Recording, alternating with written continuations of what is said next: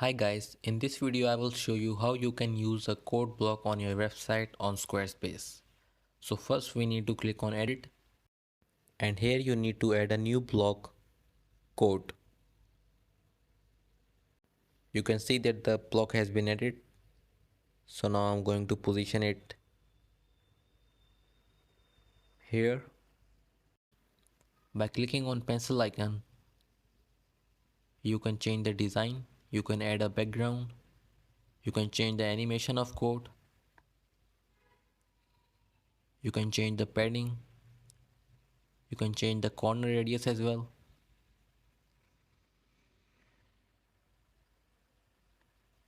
And once you are done with all the changes, you just need to hit save changes.